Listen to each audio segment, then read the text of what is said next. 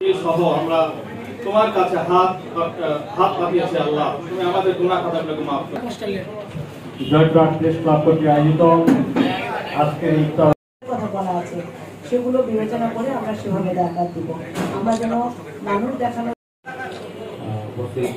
সম্মানিত অতিথিবৃন্দ, আবু বকর সিদ্দিক মহোদয় উপস্থিত আজকে আমাদের মাঝে উপস্থিত হয়েছেন আমাদের জয়প্রাটের সবথেকে বক্তব্য দেওয়া আসবে শোভনীয় না।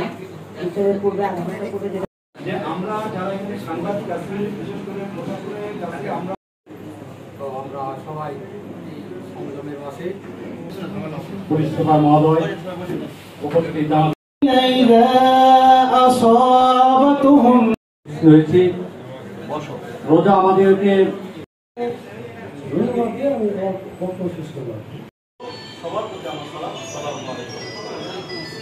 আরেকজন সাংবাদিক, সিনিয়র সাংবাদিক শুভেচ্ছা নিয়োগ করবেন যারা মাঝে আন্তরিক সালাম ও শুভেচ্ছা। আসসালামু আলাইকুম ওয়া রাহমাতুল্লাহ। সাধনা থেকে শিক্ষা গ্রহণ করে বাকি যে কদিন আছে সবাই যেন আমরা ভালোভাবে রোজা রাখি। সাংবাদিক সহ সরকারি কর্মকর্তা কর্মচারী ব্রিটিশ ধন্যবাদ যোগ্যতা তুমি আমাদেরকে দিয়ে দাও। আল্লাহ, আমরা এখানে বক্তব্য দেওয়া আসবে শোভনীয় না। ইফতারের পূর্বে আধা ঘন্টা পূর্বে যেটা বলা হয়েছে যে যত বেশি নিয়োগ করে নিয়োগে মূল্যায়ন করা। একটাই বলবো যে আসলে আমরা এখানে যারা আজকে বসে আছি, যারা এইবারে মাহে রমজান পেলাম, তাদের চেয়ে সৌভাগ্যবান মানুষ এই পৃথিবীতে আর নাই। কারণ আল্লাহ সুবহানাল্লাহ বলেছেন যে রমজান পেল আর গুনাহ মাফ করতে পারলো না, সে হচ্ছে সবচেয়ে দুর্ভাগা। আমরা কথা বলা আছে সেগুলো বিবেচনা করে আমরা সেভাবে জাকাত দিব। আমরা যেন মানুষ দেখানোর জন্য বা শোডাউনের করার জন্য যেন জাকাত প্রদান না করি। কারণ জাকাত দেওয়া হচ্ছে নিজের সম্পদ বৃদ্ধির একটি রাস্তা। আমরা সেই সম্পদ বৃদ্ধি করার জন্য যেন কাজ করি এবং শুধু শুধু মানুষকে দেখাতে চেয়ে যেন নিজের জন্য আরও বেশি সম্পদ নিম্নমুখী না করি। এই জন্য আমরা সবাই, আল্লাহ আমাদেরকে সবাই যেন জাকাত আদায় করার তৌফিক দান করেন এবং একই সাথে আমরা যেন সবাই মাহে রমজানের পবিত্রতা বজায় রাখতে পারি সেই আশা ব্যক্ত করছি।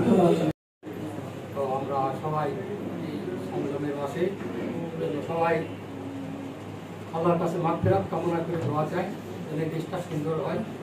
5ই আগস্টের পর থেকে যে নতুন স্বাধীনতা আমরা পেয়েছি, ৭১-এর মুক্তিযুদ্ধ আর 5ই আগস্টের স্বাধীনতা, এই দুইটা মিলে আমরা তার সুন্দর বাংলাদেশ একটা বিনির্মাণ করতে পারি, এটাই হচ্ছে আমাদের প্রত্যাশা হোক। তো আমরা সবাই সংযমের মাসে সবাই আল্লাহর কাছে মাগফিরাত কামনা করে দোয়া চাই যেন দেশটা সুন্দর হয়।